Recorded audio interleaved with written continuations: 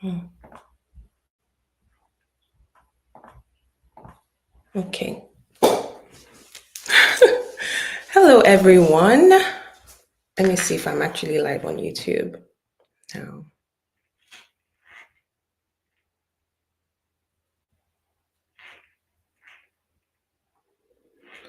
There's always one technical issue or the other. Hmm. Okay. Yes, we are live. Hi, everybody. You're welcome to Lakwe's Lifestyle, and you're welcome to this YouTube live. I'm very excited for today's episode, if you can tell. Okay, I see people joining now. Hello, everyone. You're welcome. You're welcome.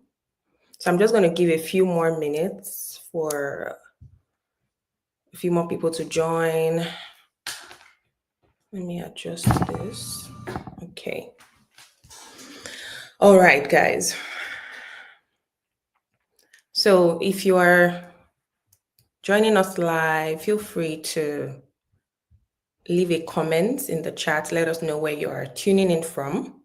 So as you may know, or if you don't know, my name is Sholakwe Adibajo, but you can call me Lakwe for short. I'm a lifestyle blogger, lifestyle content creator. I'm based in Edmonton, Alberta, in Canada. And professionally, I'm a product manager, so which is one of the reasons why I know that over the years my content has, kind of transitioned between different things. So which is why I just always give myself like this broader umbrella of lifestyle. And I'm in my career get it in the bag phase. Yeah, so that's why we have this segment on my on my YouTube page, where I invite professionals, to my page, and we kind of discuss, share ideas, insights on their respective fields. And these are people that are experienced, and they are here to provide value. So I really appreciate everyone who takes their time, to come on my YouTube live and share insights. And this today's one is going to be another banger. Trust me, guys.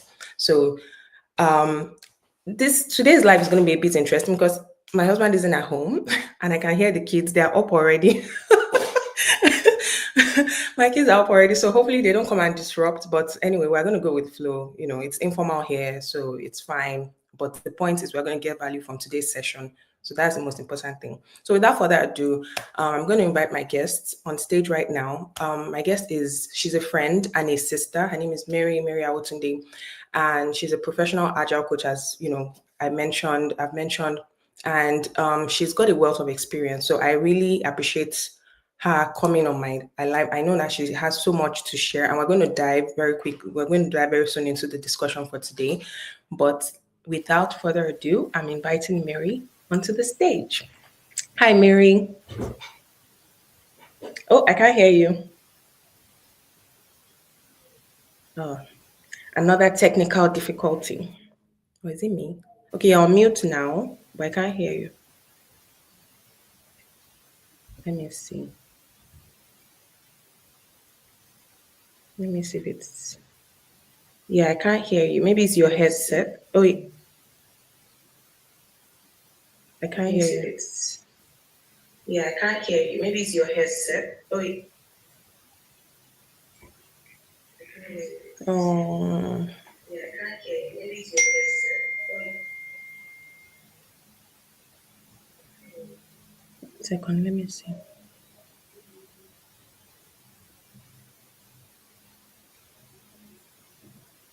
Mic volume looks good. Maybe it's the headset. Oh, you don't have a headset. Oh, what is going on?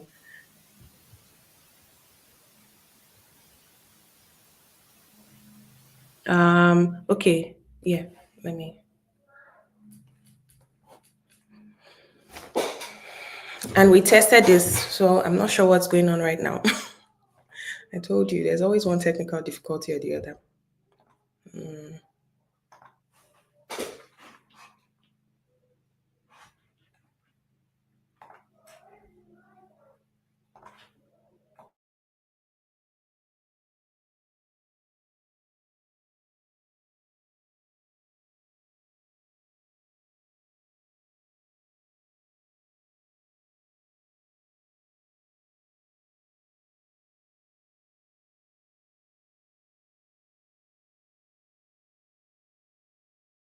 Muted.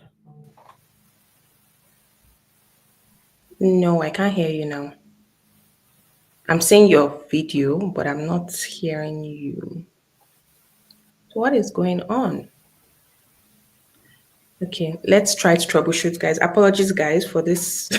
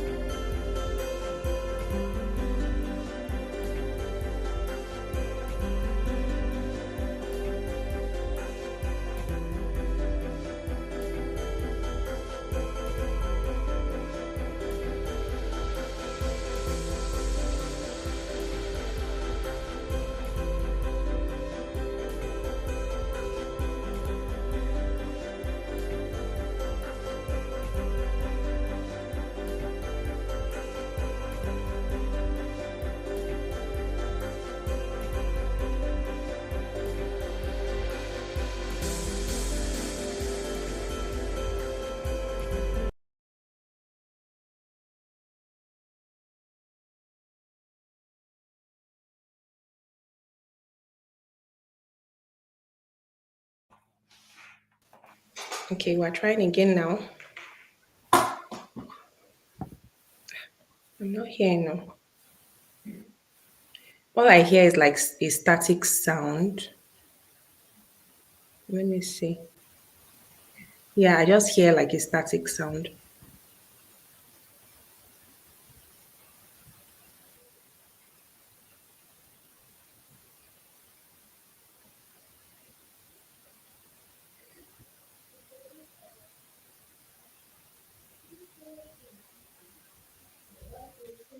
I'm just hearing static. But it looks like, let me see. How about now? Oh, yes. You hear me now? Yes, I can hear you now. Oh, okay. I was just going through all those the audio. Okay, so sorry Yeah. about that. Oh, no worries. No Yeah. worries at all.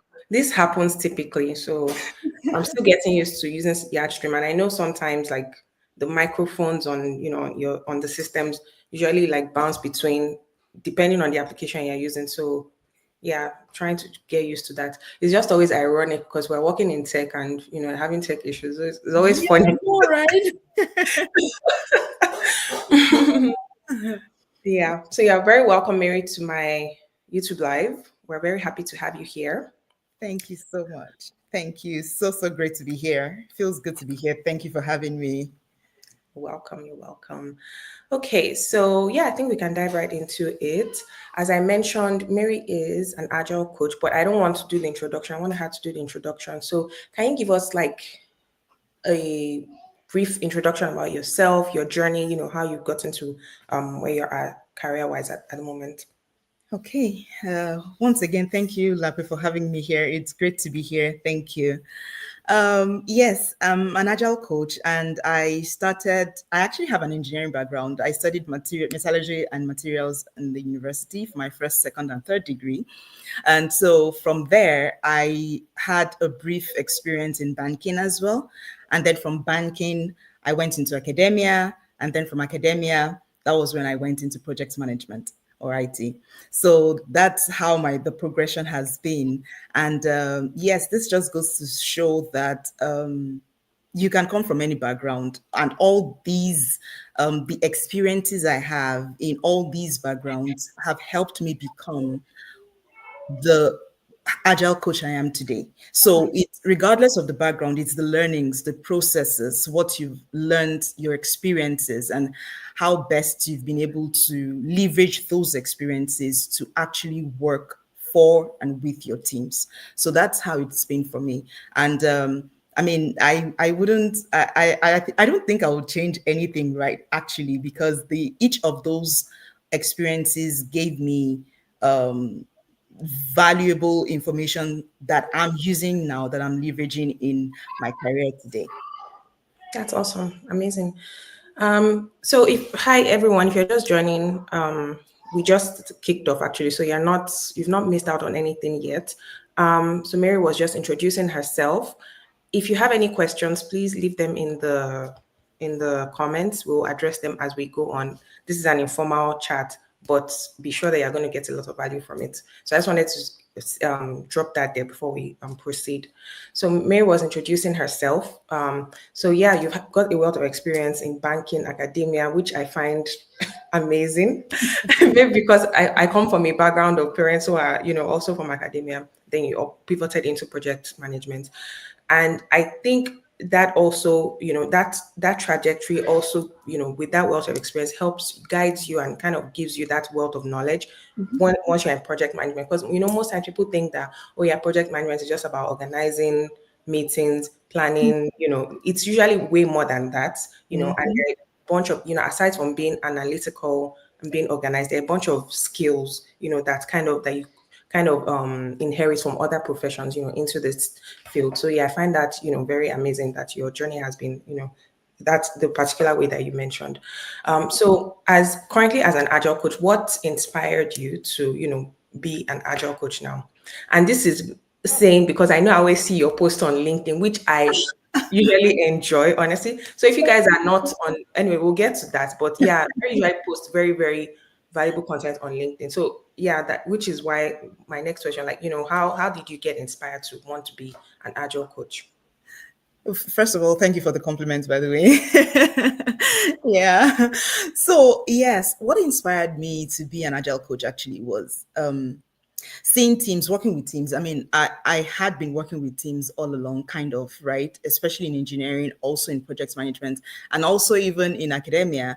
I've been working with teams, student teams, lecturing teams, leadership teams, and all of those.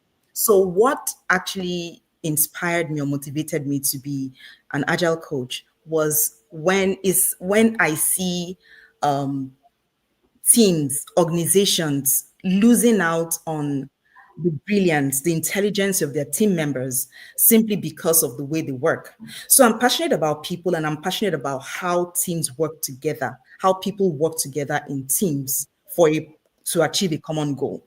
So when I see that there's so much potential going to waste simply because organizations are telling, or leadership is telling the team members, no, just shut up and listen, and listen, this is how we've always done it, or sit down there and just follow the rules, right? Sit down there and, we are not really interested in what you have to say, just follow the order, right?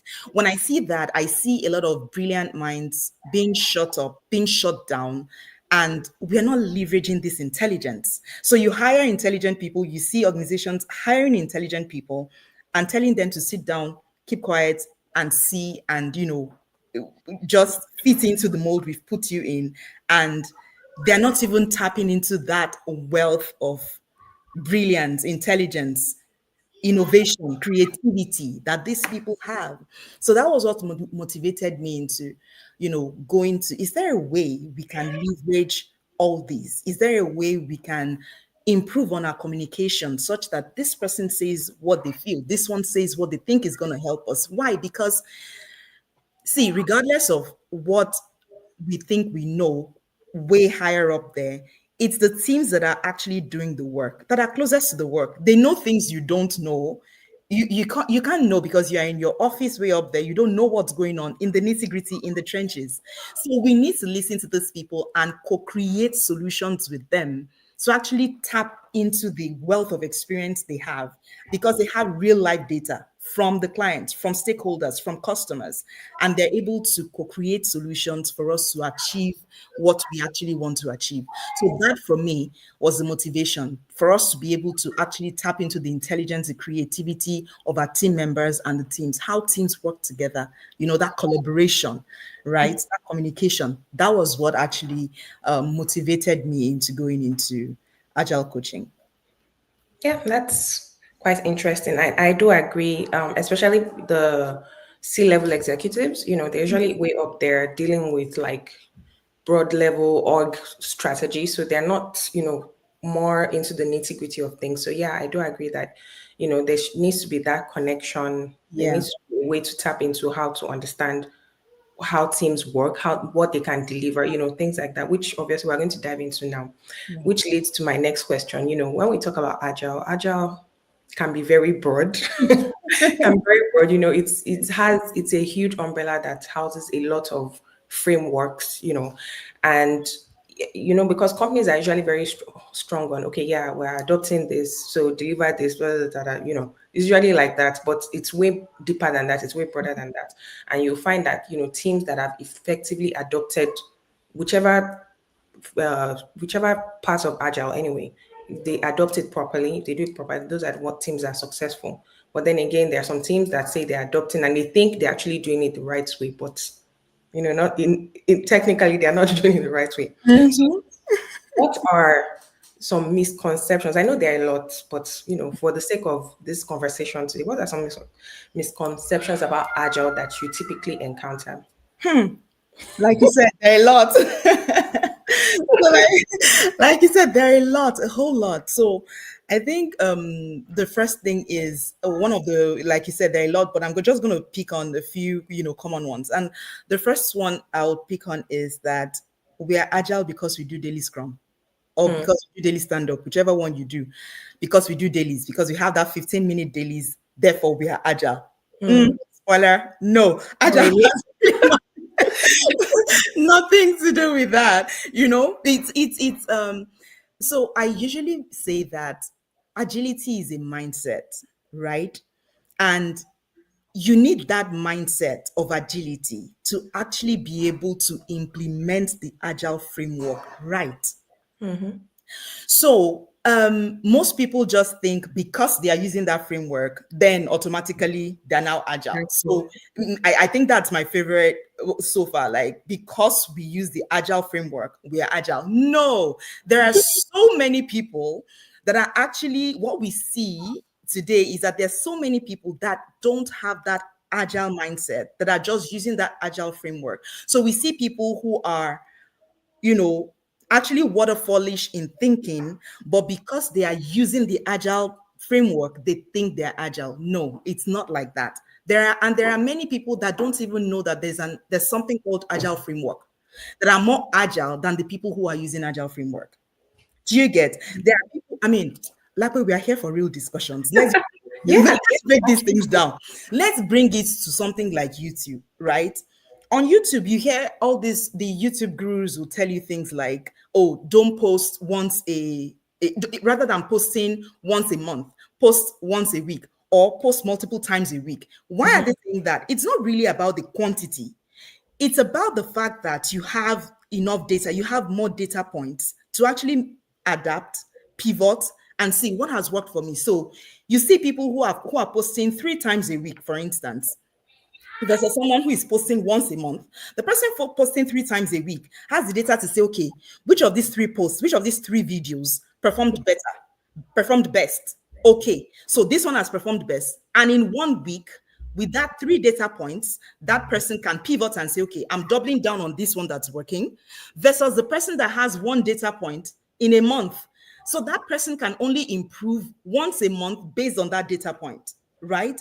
But and that's what Agile is. How quickly you're able to adapt and respond to the changes you're seeing. Because Mm. the clients, your stakeholders, they're giving you feedback, right? So how quickly are you able to respond to those changes, to those feedback that you're getting? Right? That's what it's about. So this is me bringing it to YouTube, right? And that's to everything else you want to do in any business, in anything you're doing, right? You're getting that feedback.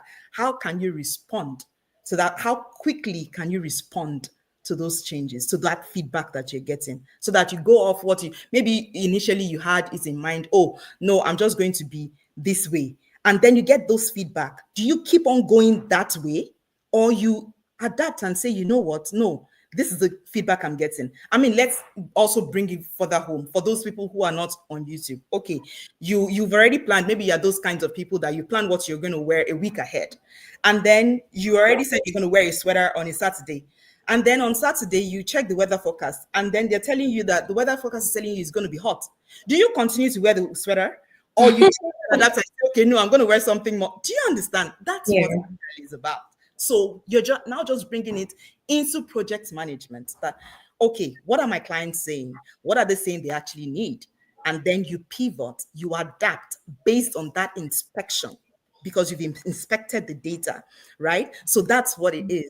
And I think so. Another thing is that, oh, Scrum is agile. Everybody tells you Scrum is agile. Agile is a framework, is an umbrella framework that embodies a lot of Yeah. frameworks.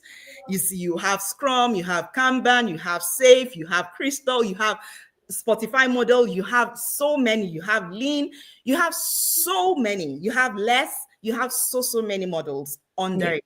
So it's just a body of guidelines that let you know how best you can adapt, and then you pick what works for your team, Mhm. right?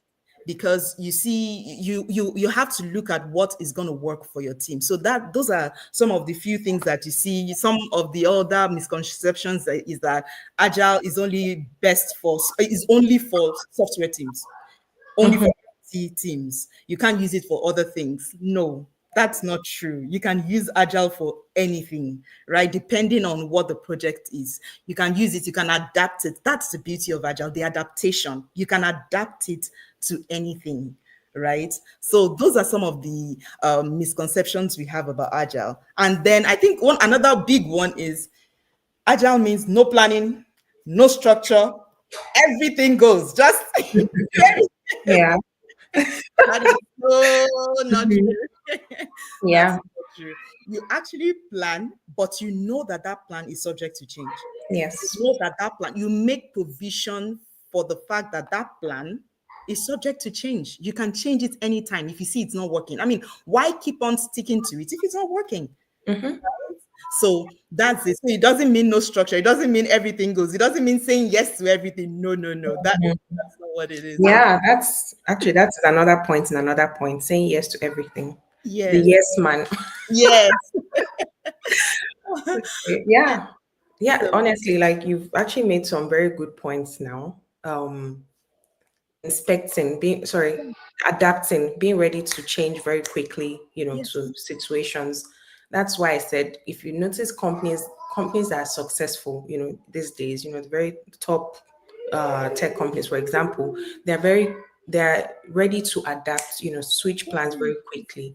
And yes, fine, you should be ready to provide value very quickly, but you Mhm. should also be ready to change plans if that plan isn't working, which is Exactly. why, in tech, you have things like doing A/B testing, providing Yes. prototypes, so that if something isn't working, you are able to easily change the plan, immediately. But that Yes. doesn't mean that you don't have a roadmap for the year that says, Exactly.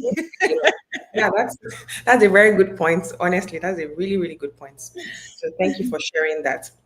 And that now leads to my next question. So yes, I know you've worked with a lot of agile teams, maybe working in Scrum teams, Kanban teams, and the likes. So how do you generally measure success in agile teams? And I know this will vary depending on whatever framework which that team is working with.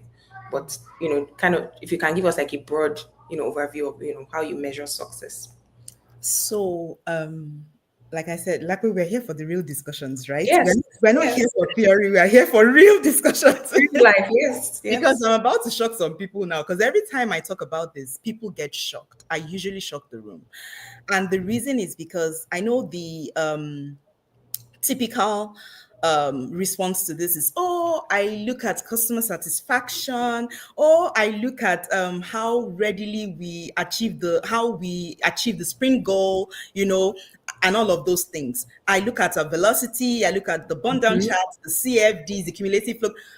And yes, all of that is good. All of that is fine. Like, you need to track those. But what I use to actually measure success is team satisfaction, team health. That's Yeah. what I use. It's team health for me, because I realize that it's at the core of all this customer satisfaction, burn down charts, velocity. At the core of it, all those things that we're tracking, those are byproducts.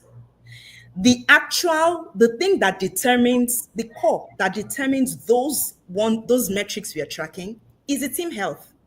So Mhm. for me as an agile coach, or for you as or for anyone as a scrum master, or as a team coach, my team is my own client. I ensure that they are satisfied, that they are healthy, that they are happy, they are healthy in their workings, they are healthy in all they are doing, so that then they're able to, once my team is healthy, I know that they will take care of the client. So Mhm. my goal is to ensure that the team itself is healthy, is a healthy team. Once that team is healthy, I'm good. So I'm going to look at things like, how engaged are they? How quickly are they to raise blockers? Right? Or how do the teams, what do they do with failure? How do they bounce back from failure? Does leadership punish failure, or we learn from it? Because if they punish failure, and then you expect that they will no. When you punish failure, all of them will now start keeping quiet. Nobody's going to say anything. Everybody will walk on eggshells, and then you see, of course, creativity goes south. What do they want? Nobody's going to want to experiment again, Mhm. right? Therefore, innovation, bra, creativity, bra, everything, all those ones go south. So everybody's treading on eggshells. Let's just do it the way they say we should do it, so that we should not Yes. fail, right? And then, because you've punished that failure, failures will happen. Guess what? Failures will happen. But how quickly do you bounce back? Mhm. So those are the things you look at. You go for meetings. So those are the things I look at too. You go for meetings, and then your meetings are all quiet. Everybody's just nodding and smiling. Nah, nothing Yeah. happened in that meeting. So those are the things I look at. You know, how engaged are my team members? That's what, how do they quickly bring up issues? How psychologically safe are they? Do they feel like, no, I can't say this because this person is in the room? I can't say this because the manager is in the room. I can't say this because manager is going to breathe down my neck. That means they're not safe. They're not safe to bring up what they need to bring up. They're not safe to bring up those issues. And so that will affect the project. So those metrics you're tracking, it will affect it, because it's going to affect the velocity. It will affect the burn down charts. It will affect all those charts, the cycle time, your lead time, all of those will be impacted. Why? Because they are seeing the blockers, but nobody is raising them, because they're like, I'll raise those blockers now, and they'll tell me, why didn't I fix it? Or they'll tell me, oh, there's nothing we can do about it. So nobody will say anything, and everybody will just keep on going. When we get to the blocker, everybody gets stuck, and then we are looking at leaders. Okay, so what are we going to do? No, that's not how to run a project. So that, for me, because that's what, if the team is unhealthy, is to grind all those other metrics you're tracking, is to grind them to a halt. But if your team is healthy, those things will be a natural byproduct of a healthy team. Do you get? So that's what I track. That's what I look at. And those things, I track it from surveys. I track it from how teams are engaging in my meetings, in all these dailies, in the retros. Are they bringing up improvements? And what are you doing with those improvements they're bringing up? Are you just throwing them down, or logging it on conference? And that's the last thing they will see about that. That's the last time they will see that action item. And then the next retro, you say again, okay, so what improvements? Nobody is going to say anything. They will Yeah. Yeah. again, they'll be like, the ones you said in last retro, where is it? What happened to it? Yeah. So those are I, the things I I, agree with that. Yeah. yeah.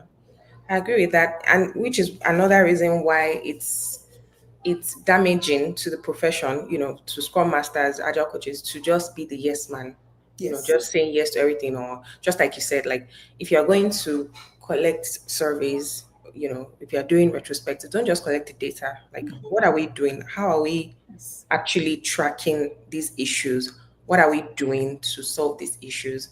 So, you know, it's very dicey, but yeah, velocity, burn down charts and the rest, cumulative flow diagram and all of that, they Yeah. are good Yeah. data, but They're there's good. a prerequisite data which you've just mentioned now that Exactly. kind of leads to improvement in, those metrics. So yeah, I absolutely agree. The team mode, the engagements, Yes. actively trying to see that your team is actually in a safe space and solving the issues that actually come up. So yeah, I totally agree with that. Yeah. And a reminder to our audience, if you have any questions, please leave them in the comments. We'll address them as we go on.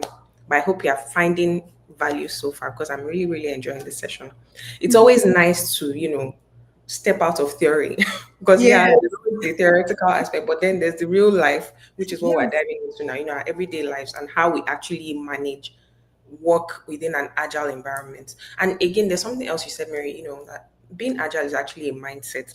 And Yes. it's not something that happens overnight. It's something that Mm. you actively work towards. Because even for me too, like I pivoted into tech and it wasn't something I just, adopted. I was Yes. also very theoretical when I started. But over time, as you keep working with different teams and you Yes. keep actively trying to change your mindset, you realize that, okay, it's way broader than just Yes. those, those points that we usually learn during the trainings.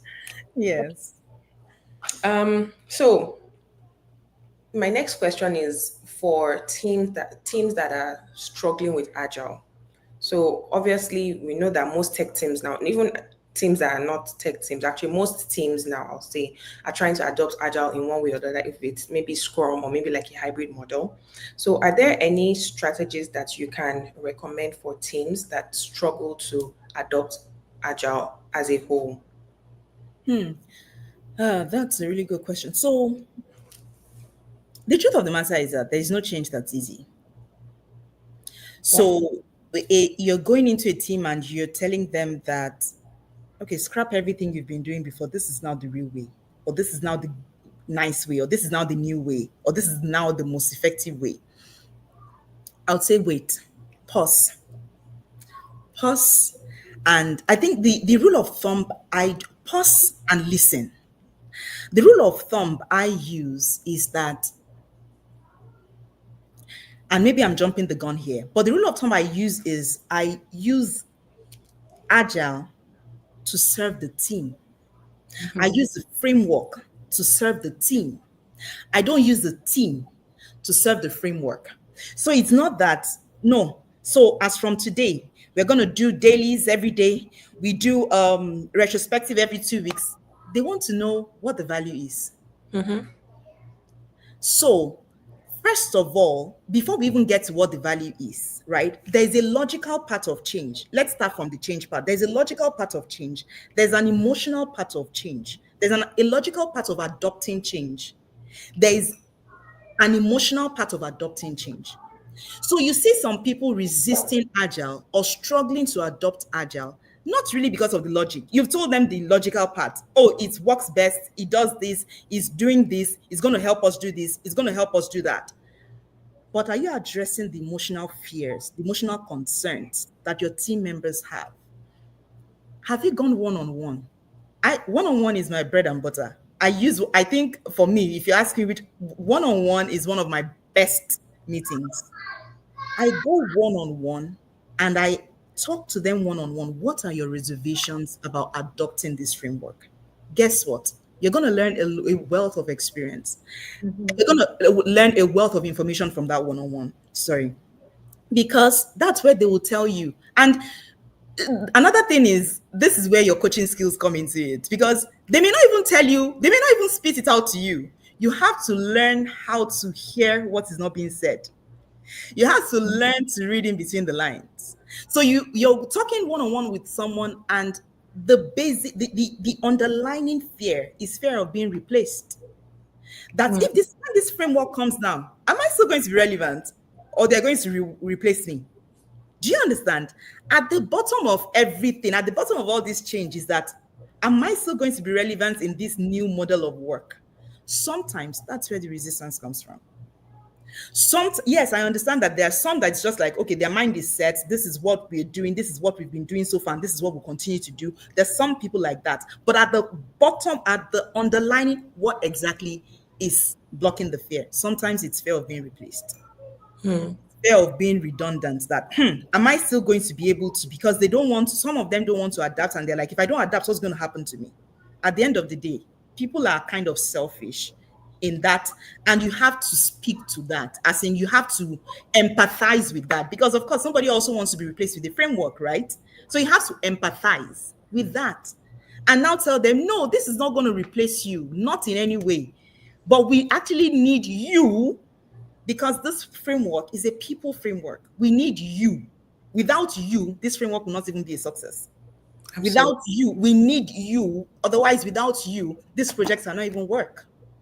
When you now tell them that, they now begin to listen to what you're saying. So the first thing you do is listen first before they can hear you.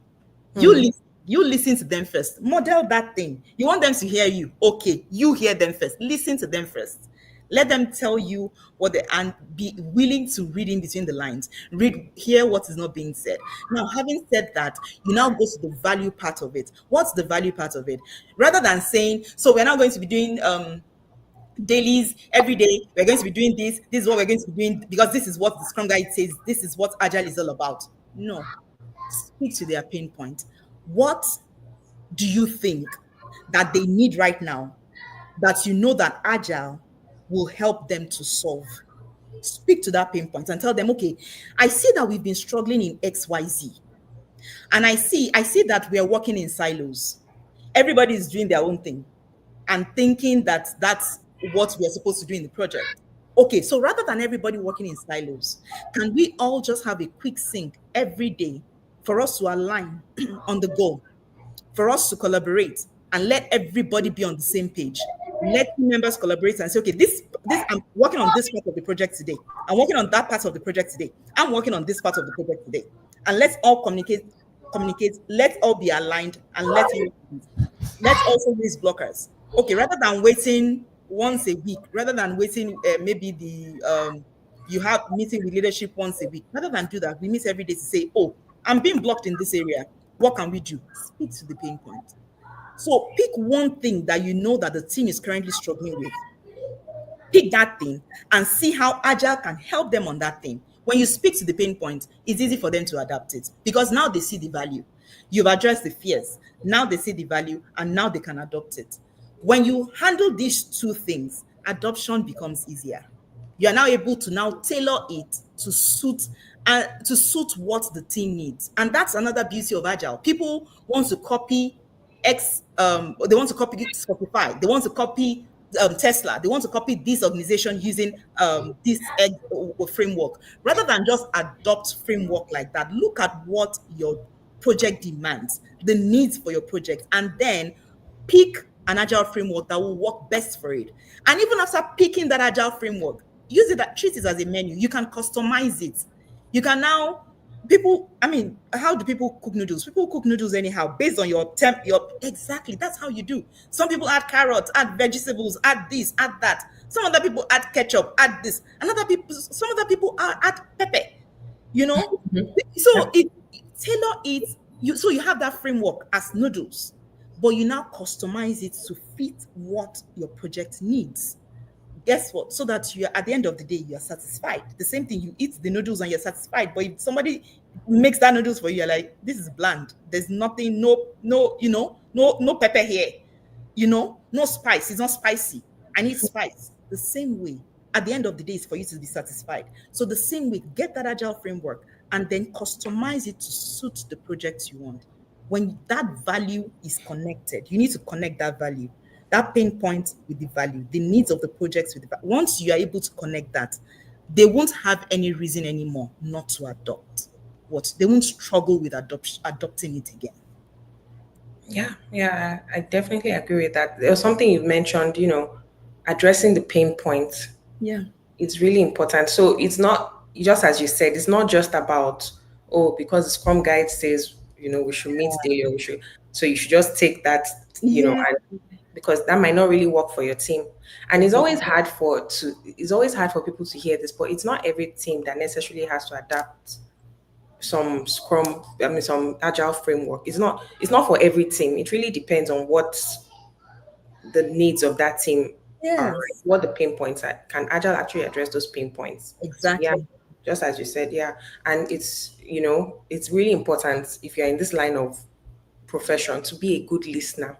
Just as Yes. one-on-one is actually a really good tool that I also find very useful. And you also get to connect with that person, on a different level. Aside from, okay, yeah, well, we're working, yes, we're professionals here, but Yeah. you connect with the person, they even tend to open up and Yeah. get to even find out more things than you would have. Yeah, just yeah. So I definitely agree with that. So it's not a what's it called, an off the shelf solution. It's Yeah. customizable, just as you Mm-hmm. said. Yeah, Yes. Yes. very great points there. Okay, so we've talked about the struggles, how you can measure success in an agile team, what to do when teams are struggling with agile. So I would like to add one thing here before we move on to the next phase. So when we talk about, how adopting agile within teams, things that can measure success and all of that, how and now in this current dispensation, this era we're in, where everyone is talking about AI, Hmm. AI, AI that AI is going to take the Scrum Masters jobs. Yeah, you know, even though so there's a school of thought that thinks that, yeah, AI is going to take everyone's job, while there's another school of thought that says AI can actually help you, be better at your job. So as an agile coach, Mary, how do you adopt the use of AI, in your everyday work, even within your teams?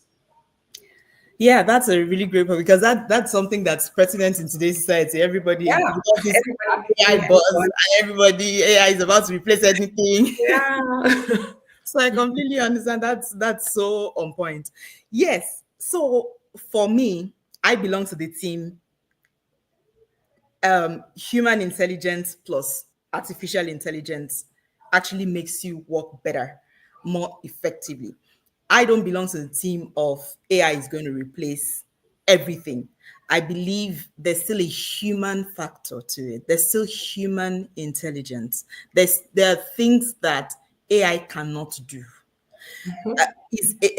There are ethics, there is empathy, there are regulations, there are things that there is no way agile will replace you to do. So now, just earlier on, we are talking about team health. Mhm. Now tell me how how AI is going to replace that empathy part of sitting down one on one with with the team members to say, let me know what your reservations are concerning this, how to empathetically connect with these people at that level. Tell me how AI is going to do that. AI is not there yet. It's not at that point where it's replaced that emotional side of things. And that is one of the areas where you need to. How do you read rooms? You go to a retro and you just think you want to just bring up the board and say, okay, oh yeah, let's get started. This, see, you're bringing my mother tongue into this because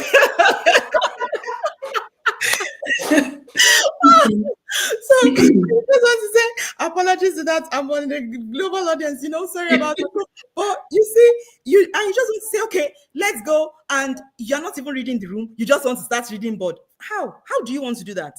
Where? That is where humanity comes into play.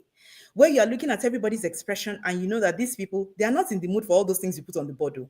You have to sit down and connect with them. Okay, let's mention the elephant in the room. Yes, this sprint was actually, I know, this sprint was turbulent. Do we want to talk about that? Which AI is going to do that? So, where I use AI But can AI help me? Yes. It Mm-hmm. can help me in, okay, I'm trying to see, okay, so I had a long retro. I still want to read in between. I still want to see, was there any action item I missed? AI can do that. Mm-hmm. In summarizing the meeting notes for me and telling me, okay, these are some of the action points that were mentioned, and I compare it to what we have on the board. So did we get all the action points, together? In analyzing your data, those are things that are repetitive. Those are things that may be cumbersome, rather than struggle with one Excel sheet, do this, do that, do that, do that, and all that. Join Excel sheets together with Power BI, join it with, and by the time you do all of the, you leverage AI for those things, to analyze the trends, to look at those data analysis, to analyze those data, that data. You use AI for those. But in terms of human to human connection, because you're working with teams, and teams are made up of people. So for that human to human connection, you need humans. And then you use AI to do all those repetitive, those cumbersome, those things that would naturally take weeks. Use it to Mm-hmm. do things. I mean, I know there's a lady you can use AI to write your requirements, your user Yep. stories. There's this lady I know, Lola Adeyemo. Lola Ade now on LinkedIn, and she created an AI tool that helps you to write. You just dump in all your ideas, everything, just dump it in, and then it writes your user stories for you, right? Mm. So there are lots of tools that can Yep. do lots of things right now. Leverage those things that are usually cumbersome, rather than starting every day to say, as a developer, I want to do this. You have AI doing that for you, Yeah. right? So those repetitive, cumbersome work, let AI do those. And then those human to human, you do it. That's why you're human. Yeah. Welcome to human intelligence plus artificial intelligence. That's how I see it. I agree with that, honestly. And I'm also with that school of thought that say that, says AI can make your work more efficient. Obviously, maybe there are some redundant jobs that AI can will take, but in this, for this, Yes. especially in tech, there still needs to be that human connection, Mhm. someone that shows empathy, and as we for that human connection, your bias will not be your bias will be intentional. If you have bias, let's put it that way, it will be intentional, not like the AI that will just collect data and give you one conclusion based on it's not, that might be wrong. Yeah. Sometimes when you're typing the how will I put it, your conclusion. I'm so sorry if you guys are hearing the noise in the background. It's okay. Your conclusion might not be the actual situation, unlike when there's Yes. that human connection, where you have the opportunity to probe even further. So yeah, Yes. I definitely agree. Even I, as a product manager, I use AI tools in my everyday activities, and it makes me more efficient, it makes me faster. I don't get overwhelmed as I typically would have been if I had to do all those things manually. Yes. So yeah. Yeah. Have actually have one question here from Chioma Ume. I'm currently trying to implement Scrum framework, and I am glad to hear it takes time and has to be adjusted to the team because my team is in different time zones. Okay, and we are yet to have daily stand ups. Okay, so it's Mm. comment. Yeah, it's not a one day thing. It's something that just as Mary said, it's a mindset. So it's something that will take time. So yeah, it does take time, and you have to adjust. And it doesn't have to be the textbook way. Trust me, there are some teams that don't meet daily. They meet maybe two times a week, 3 times. I mean, the daily scrums. Some teams don't do retrospectives every 2 weeks. Maybe they meet once a month. It really depends. It depends on what the pain point of the team is and what you're trying to achieve. Using Agile. So Yeah. thank you, Choma, for leaving that comment. Yeah. And If I another, can, yes, sorry. did you want to say something before I move on Yes. to And if I can also add, hi Chioma.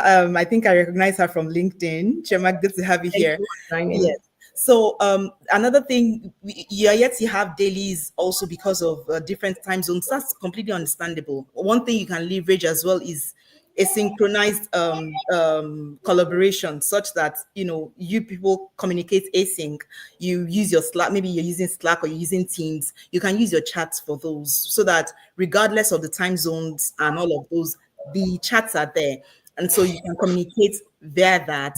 Since you cannot have the daily stand up or the daily scrums yet, you can always communicate async, right? So that's good. Yeah, it takes time. So please don't beat yourself too much. It takes time. It takes Yeah, time. Give it time. Give it give it. time. Yeah. And Ibukun says human intelligence plus artificial intelligence 100. Yes, I agree with Yes. that. Yes. Absolutely. Hi, Buku. And Choma is always on your post on. Yes, that's why I said I recognize her from LinkedIn. I know. Thank you, Chioma. Yes, I agree. I see you. Yeah. Thank you. Okay. So let me see. We still have some time left. Another question that I have that boggles me, and I'm pretty sure boggles a lot of people. So if let me see. Okay, how can you balance agile with the traditional project management? See, That's a sometimes broad question. yeah, that's a broad, but let's just try and work with it with the time we have right now, because we realize that really, how many truly agile projects or how many truly agile organizations do we have today? Many people are using this hybrid approach to things. And so, yes, are you saying, is there a way to combat? Yes, you can leverage it. And for me, I even feel like you can actually, except for a few things like those kinds of projects where the would I say the outcome is fixed? Like all this compliance, this strictly regulated, that have these strictly regulated bodies, health, all those pharmaceutical companies where that it's a strict, so you just have to go by strict regulations. And so having feedback and then adapting, and that one cannot work. Aside that, if you're not in those kinds of industries, you can actually introduce agile into anything you want to do. Like, and it's not just about introducing agile as the framework. There are some components of these guidelines that you can use, like this, say for whatever process now, whatever project it is there a way you can improve? Is there a way you can look at it to say that, okay, let me sit down with my team members one day as a CEO? Maybe you don't even have line managers. Can I sit down with my team members one day and say, okay, yes, let's hear back from you. What do you do with those feedback? There are organizations that have this they have feedback, whatever they have, your drop your comments or your recommendations. They have recommendation buckets, whether digital or on site, that they do, or your suggestion box. Let's bring it to 2012 suggestion box, right? And they put it somewhere there, and those suggestions just gather dust. Can you improve? That's one component of agile: continuous improvement. This continuous improvement, you can bring it into anything you're doing. Like I said, into anything you're doing. You don't have to call it, doesn't have to typically have agile framework on it, but you can improve in anything whatsoever, rather than doing it the same way you've been doing it in 2012. And now we are in 2025 and you want to do it that same way. You can't serve your clients that way, because guess what, your clients will move to your next competitor that is listening to them, that is adapting and evolving as the landscape is evolving. So you can adapt different components. You can take different components of agile and incorporate it into your model of working, into your traditional project management. What are we talking about? Even PMP now. When you do your PMP, how many? Almost 80% of it is now kind of tailored to agile, Yeah. right? So you can actually incorporate agile into, because there are components of agile. You don't necessarily have to say you're incorporating the whole thing. Like I said, customize it to fit what you want to do. Do you like the way agile communicates, in terms of, do you like the way agile gives you a platform to communicate better with your team members? Pull that into incorporate that into your processes, right? And so that you can communicate more with people. Do you like the fact that Agile is big on psychological safety? Bring that in rather than that top down approach as to you just do what we say. We don't want to hear you, we don't want to see you, you just do what, and treating your employees or treating your team members as robots, as machines. You actually want to hear back from them. You want them to be able to raise issues with you. You want them to be able to challenge your opinion, to say, this thing will not work. Can we try this? And you actually listen to them. Do you like the fact that Agile is big on co-creating solutions with your team rather than saying, no, this is the solution we are going with and that's final? Mhm. Operate that, right? So those are the things. Do you like the fact that Agile is big on, let's follow what we see, empirism, let's follow the data we are seeing, rather than, no, we will follow this plan. Whatever happens, we are going to follow this plan. Even at the end of the day, everybody enters the bush, we will follow this plan. You understand?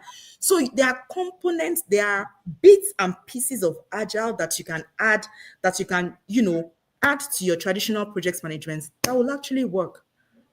So yes, there's a way you can both can coexist. There's a way you probably like there's a way you can what's leverage the two strengths. Some are big on waterfall because they like that structure. Like I said, it's not like Agile doesn't have structure, but some people just want everything. What you're going to do in 2030, you have put it down now and you said you're not changing it. Some people like that structure, but inside it, do you want to experiment a bit to say, okay, how best can we achieve this goal? Maybe the way we wanted to do it before could not work again. Can we adapt and bend and bend and bend, but still get that same outcome? That kind of thing. So we can incorporate components of Agile into whatever mode of working we want to work in. We can. Yeah, I agree with that. Absolutely. I mentioned that when I was new as a project manager slash scrum master, I was very, very stuck on, oh, it has to be this way. It has to be, you know. And then I realized over time that okay, so for example, sometimes when you're in a sprint, some off the fly work will just come in and you have to do it. So Yeah. ideally you don't want to change the scope of your sprint. Mm-hmm. That's the ideal situation, but sometimes you have to, because Yeah. it's something that just has to be worked on. So you should be willing to be flexible. Yeah. Try to adopt the part that will benefit your team. Just as I said, it should be customizable. So Yeah. yes, there are some, and there are some professions that do require that very strict, way of working, like in a traditional project management. And there's nothing wrong with that. But because of the value that Agile brings, that rapid output and providing value, you find that there are ways to adopt it in different ways, in different professions. Yeah. Yeah. Yeah. Okay, thank you so much, Mary. This has really been very, very, very helpful, very, very insightful, And I have one last question before I Sure. let you go. So if Sure. you were to start over today, now, Hmm. to break into the agile coaching field, and this is thinking about even as early as maybe 3-4 years ago, people breaking into the agile field, and now in 2025, what do you think you would do differently? I think so. 2, 3 years ago versus now, I think if there's something that has changed, it's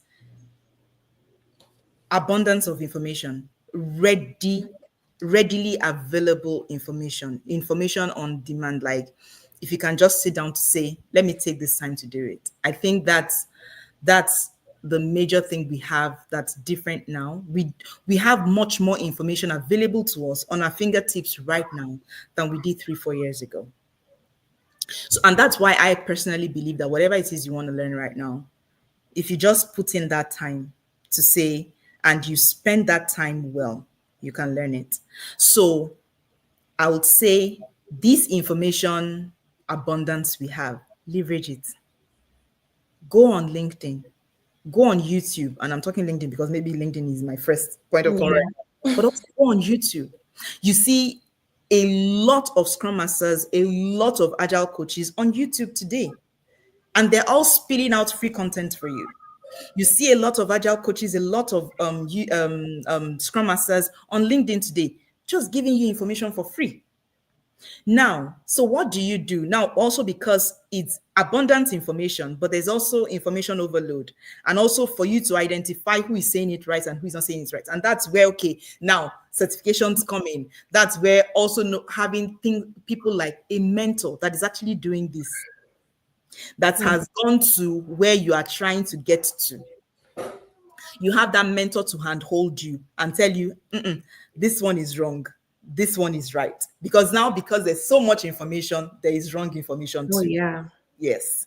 And there are information that would train you into dysfunctions, and you are going into it with agile dysfunctions, and you think you're actually agile. No. Yeah. So you need a mentor, but you also you start from where you are, right? And there are many mentors these days that are doing it for free. Like I did. Okay, so I got my own mentorship for free. The person that mentored me for free. So when I also got my first Scrum Master role, I paid it forward.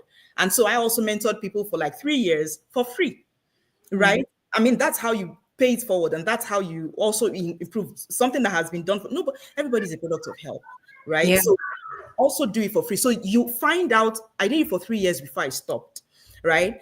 So also find mentors that can do it. You don't need to break a bank. Find mentors that can mentor you for free, and that's the beauty of this social media. Connect one-on-one with these Scrum Masters, with Agile coaches. So of course, as an Agile coach, and what I'm saying as an Agile coach, you definitely have to start first from a Scrum Master. You can't just start from, and just say you want to become an Agile coach. Yeah. Get your feet wet, master that Scrum Master space, right? Though that's kind of master all of those, and then you can now proceed and go to your. But even to break into the Scrum Master level, these are the things you're going to use, right? So you get to join communities. There's so many communities right now. There was a community then that we had on WhatsApp that used to meet, I think, twice or 3 times a week. I can't remember then.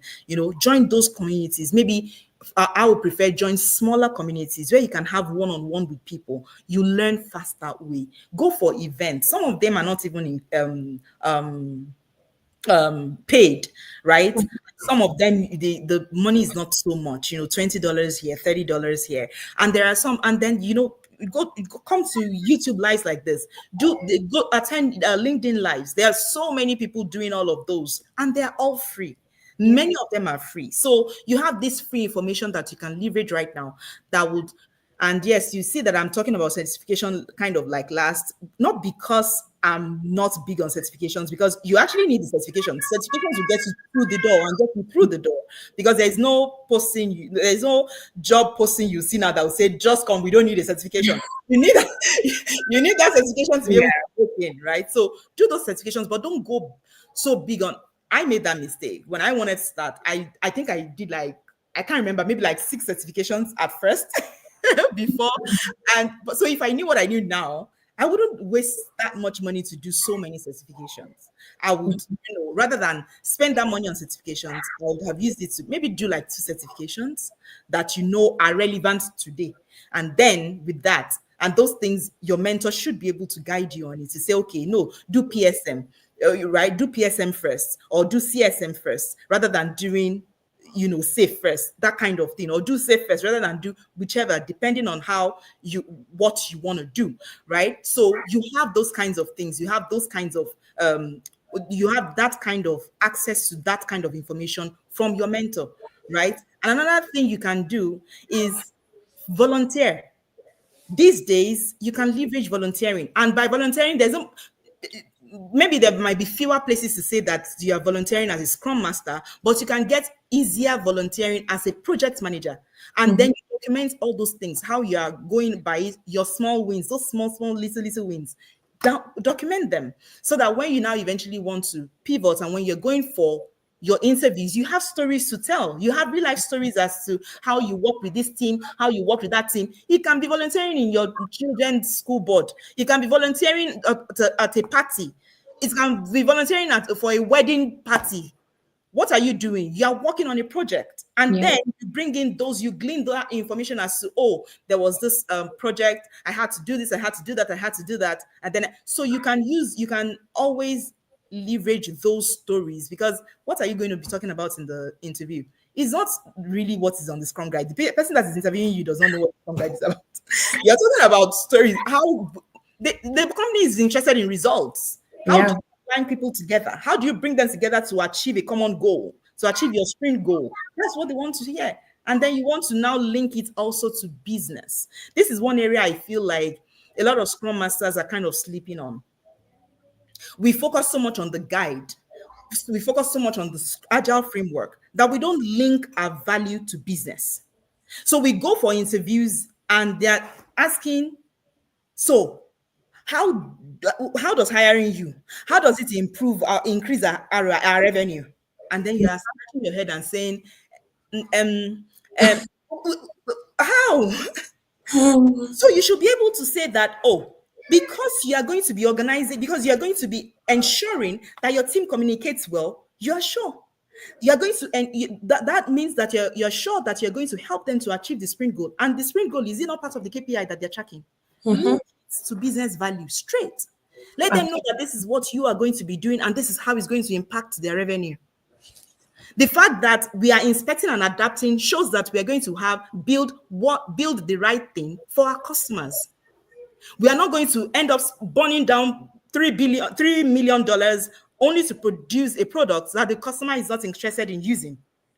We're going to ensure we are building the right thing. That's where I come in to ensure that everybody is talking together. Are we still aligned? Is this user story still necessary or is redundant now? Based on the feedback we have from the sprint review, from our stakeholders, from the client, what are we scrapping out? What are we taking out of the backlog? What are we pulling out? What are we pulling in? That's where you come in, right? To be Yeah. sure that everybody is still aligned on building the right thing for our client. And everybody is talking and everybody is ensuring that things are moving. So you tie that to business value. That's something I know that Scrum Masters are not doing these days. Yeah. And so I would say if you're starting in, make sure pin link your value to business value. That's what organizations want to hear. They want to hear how you're going to improve the revenue. Nobody's going to pay you six figures so you sit down and look pretty and be running and just be facilitating daily scrum. No, your job is not to facilitate. No. So I love this, honestly. Like, honestly, you are so spot on. Because to be honest, those guys, they don't have that patience to be number one. They don't care about what is in the Scrum guide. All they care about is how can you bring value. How does it exactly. tie to the bigger picture? So yeah, that's Yeah. actually a very good point. There's, being a Scrum master or agile coach or project manager, you should always like again, still comes to the mindset. You should always think outside of your purview, outside Yeah. of the box. Try to learn to work with data. You know, Yes. understand the industry standards. The trends, what is going on, so that you can present your own value in a way that it will benefit. The larger org. So yeah, Yes. honestly, that's a very, very good point. So Yes. learn to tie your value to the business objectives or the business KPIs. Yes. Yes. Absolutely. Like this, honestly, this has been very, very valuable. And I hope the audience is also finding value as well. Honestly, like it's really been really insightful. And it's always good to hear again outside of the theory, Yeah. real life applicable experiences and advice. And which is what you brought to us today, Mary. So we really appreciate it. Chama has a question for you. Do you still mentor people? No. So I did that. Like I said, I did that. I mentored people for like 3 years, but right now I don't do that now, and that's purely because of capacity. There are some projects I have, one of which Lakme is about is in the know. In the So work, there are some projects. almost live. Yeah. Yes, almost live. So there are some projects that I'm working on right now that doesn't give me that freedom anymore, the availability. That I don't have that time now to mentor people, right? So but Chema, I would have really really loved to mentor you. Like I said, I know I see you on LinkedIn, so this would have been great. And this was actually where I actually got some of the people I mentored were, yes, from within my space, as in physical space, but some people also connected with me on LinkedIn, and and we were able to I was able to mentor them. But now I don't do that anymore. I'm so sorry, Chema, but I'm sure you're going to find someone who can still mentor you, right? On just keep on. Yeah. Yeah. Yeah. Yeah. I know to get a mentor is I know it can be challenging, but don't Yeah. look at it as, oh, I'm trying to find a mentor. You can actually, a mentor can be someone that you engage with on LinkedIn, just like you engage with me Yeah. at the moment, and it will develop into that relationship eventually. Yes. That's the thing, like, because I know that well, these days I think things are even much better. But I'll say a couple of years back, it used to be like, oh, if I need to have a mentor, it has to be someone that I have to talk Yes. to and ask, and but it doesn't really necessarily have to be that way. So Yes. yeah, and I guess this is a great way to end the live for today. The last point that your man put here: learn to tie your value to the business objective. Hmm. Honestly, if this is the only thing you take away from this life, honestly, like you need to learn to package yourself. Let's just hit Yes. the nail on the head in a way that Yeah. your value is seen, like you're able to, Yes. and very rapidly, because in North America it's all about dollars. Like there's no time, there's no time to waste. Let's just put it that way. So you need to Yeah. find a way to package yourself in a way that, okay, this is what I'm bringing to the table, and this is how it can benefit your business. And Yes. think about this even outside of your profession, like just many great examples that Mary has provided today, even as as we're having this YouTube live, like what value are we bringing to you guys? It's not just Yeah. about, oh, I want to have a YouTube channel. You have to find a Exactly. way to connect to your audience. What are you providing to your audience that will make them come back? Yes. So always think in that mindset, always think in that way. But this has really been a very valuable session. I really appreciate you, Mary, for joining us today. Please leave your LinkedIn link in the comments so that anyone who needs to follow you, because trust me, guys, this is just a tip of the iceberg.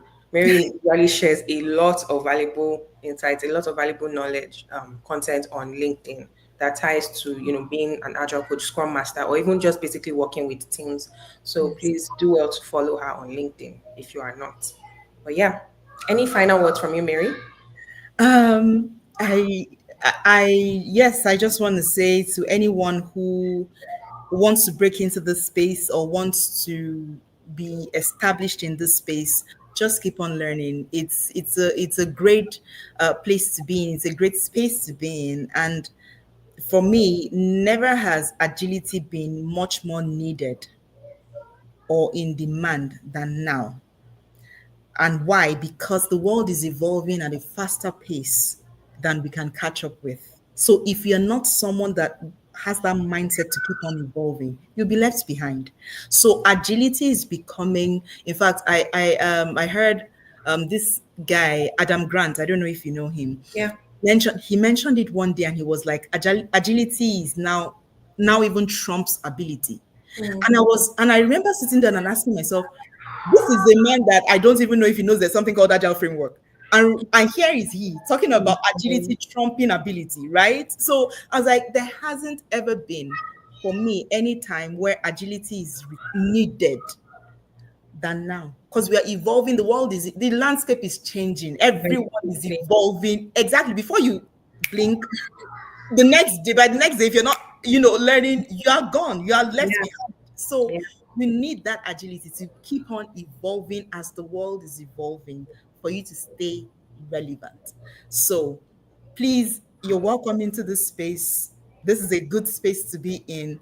Don't get discouraged. Don't get, just keep on learning, keep on improving. No day will be the same. That's one of the beauty of Yeah. this. So it's always interesting because Yeah. no day is the same, because new days, new challenges, and new lessons to learn that you can improve on and include in the next day. So yes, I would say welcome. I would love to Yeah. have you. And thank you, Lakwe, for having me here. It's not something I take lightly at all. Thank you so much for having me here. I enjoyed every bit of it. I actually didn't see that it's over an hour already. Like, it just feels like It we just is. Yeah, it is. yeah. Yeah. So this was you made this really comfortable. You made it really, really nice. I'm happy to be here. Happy to be Thank here. you. So glad Thank to you be so much, Mary. Yeah, I here. really appreciate it. Um, Ibukun says very valuable point. I have about 100 pages penned down already. Thanks, Sharp and Mary. Thank you as well, Ibukun, Thank for joining. you. That's my husband, by the way. If you did not Yes. know, Yeah.